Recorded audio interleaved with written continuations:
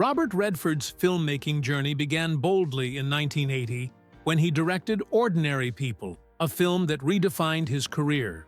Adapted from Judith Guest's novel, it explored a wealthy family's silent battle with grief after one son's death and the other's suicide attempt. The film's raw emotional depth resonated deeply, exposing the fractures sorrow can create. Redford's carefully chosen cast delivered unforgettable performances. Donald Sutherland played the struggling father, while Mary Tyler Moore shocked audiences with her cold, distant mother portrayal. Timothy Hutton's heartbreaking role earned him an Academy Award at just 20, the youngest ever in his category. Made on a modest $6.2 million budget, Ordinary People grossed over $90 million and swept the 1981 Academy Awards, winning Best Picture, Best Adapted Screenplay, and Best Supporting Actor. Redford, in his directorial debut, took home Best Director, an astonishing feat, but he didn't stop there. In 1981, he founded the Sundance Institute, providing independent filmmakers a space to create beyond Hollywood's constraints. By 1985, he revitalized the struggling Utah U.S. Film Festival, rebranding it as Sundance.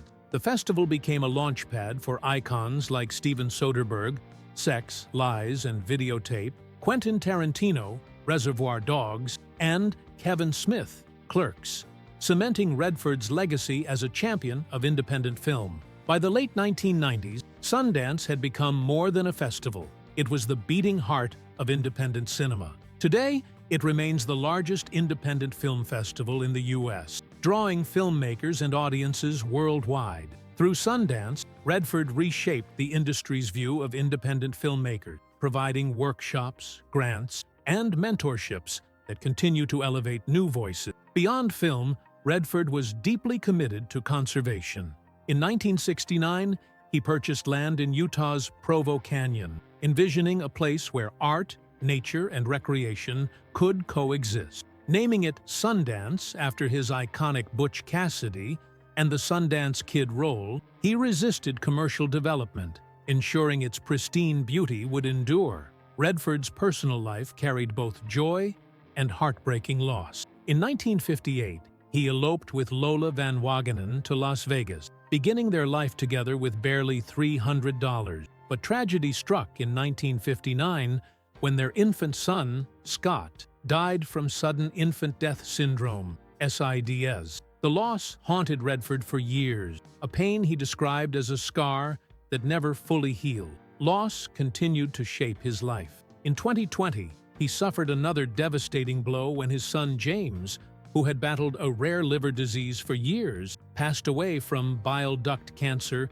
at 58. Despite his struggles, James dedicated his life to environmental advocacy, co-founding the Redford Center to combat climate change through storytelling. Redford channeled his grief into his craft. In The Natural, 1984, he embodied Roy Hobbs, a baseball player overcoming tragedy to achieve greatness. The film became an instant classic, earning 4 Oscar nominations. The following year, Out of Africa cemented his legendary status. Starring opposite Meryl Streep, Redford's portrayal of Dennis Finch Hatton brought emotional depth to the sweeping love story, which won 7 Academy Awards, including Best Picture. Even in his late 70s, Redford continued to push boundaries. In All Is Lost, 2013, he delivered one of his most challenging performances, playing a sailor stranded at sea with almost no dialogue. Relying solely on expression and body language,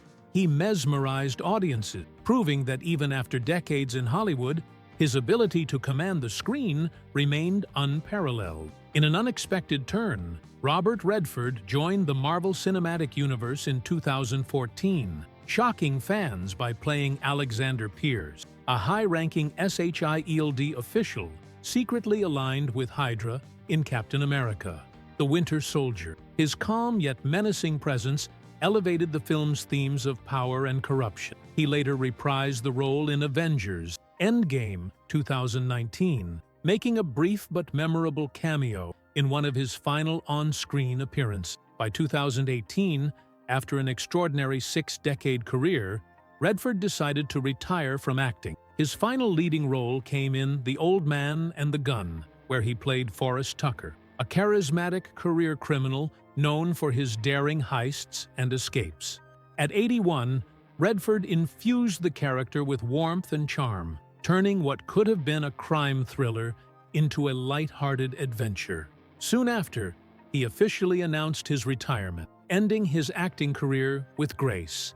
Yet, one of Redford's most iconic roles almost never happened. When first offered The Way We Were, he was unimpressed, feeling his character, Hubble Gardner, was underdeveloped compared to Barbra Streisand's Katie Morosky. "Who is this guy? What does he want?" he asked director Sidney Pollack. Determined to cast him, Pollack brought in new writers to deepen Hubble's character. Even then, Redford hesitated, jokingly asking, "She's not going to sing in the middle of the movie, is she?" Streisand, undeterred, received a telegram while filming Up the Sandbox in Africa with just 2 words: Barbara, Redford. Pollack had finally convinced him.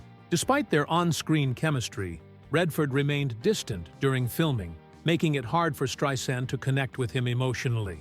Ironically, that tension only made their performances feel more raw and authentic. Released in 1973, The Way We Were became a box office hit, winning 2 Academy Awards, with Streisand's title song becoming one of her most iconic recordings. Yet, the two never worked together again, admiring each other's talent but recognizing their differences in approach. Redford was Hollywood's golden boy, handsome, talented, and beloved, but not every collaboration was seamless. His unwavering artistic integrity sometimes led to friction, yet that same determination shaped him into a respected actor and filmmaker.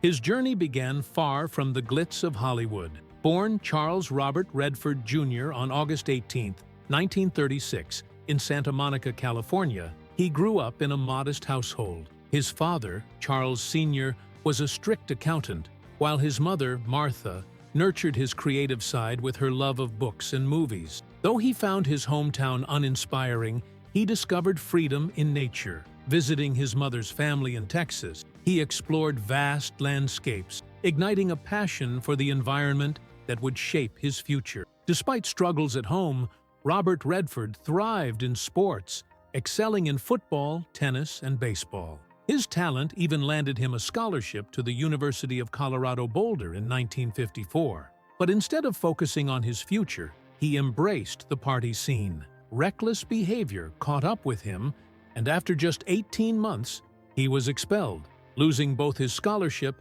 and his sense of direction. It wasn't his first brush with trouble.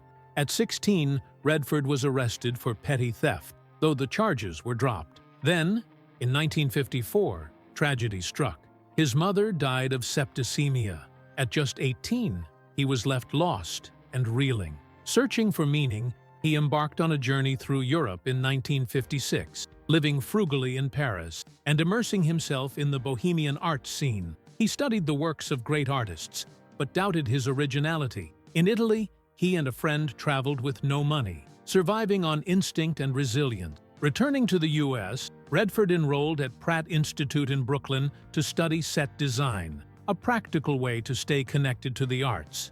Then, on a whim, he took an acting class. Unlike painting, where he felt uninspired, acting was transformative. He could step into different lives, tell stories, and feel a sense of belonging. It was the spark he had been searching for. He enrolled at the American Academy of Dramatic Arts in New York, where his talent flourished. Small television roles followed, including a standout appearance on The Twilight Zone, hinting at the star he would become. His breakthrough came on Broadway in Barefoot in the Park, 1963, a Neil Simon romantic comedy that became a smash hit.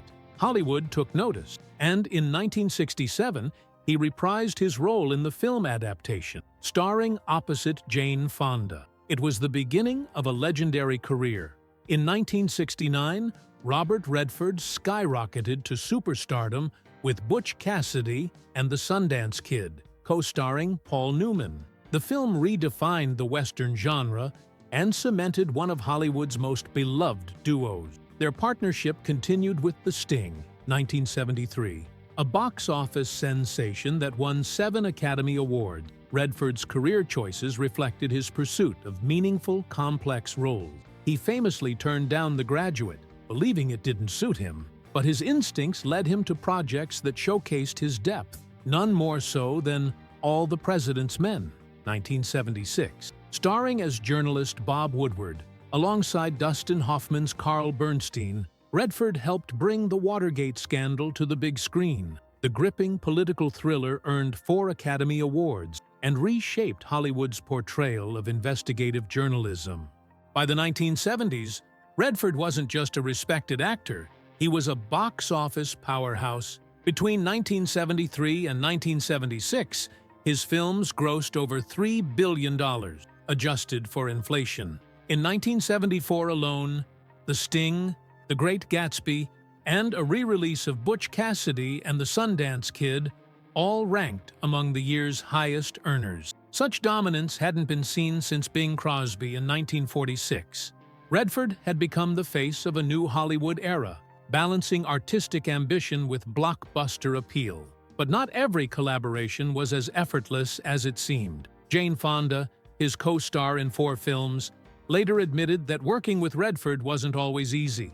While their chemistry in Barefoot in the Park, 1967, and The Electric Horseman, 1979, was undeniable, Redford disliked filming romantic scenes, often appearing distant or moody. Fonda confessed she had always been in love with him in a professional sense, but their dynamic remained complicated. Even so, their on-screen magic endured, a testament to Redford's ability to captivate audiences, even when the reality behind the scenes wasn't as seamless as the final cut.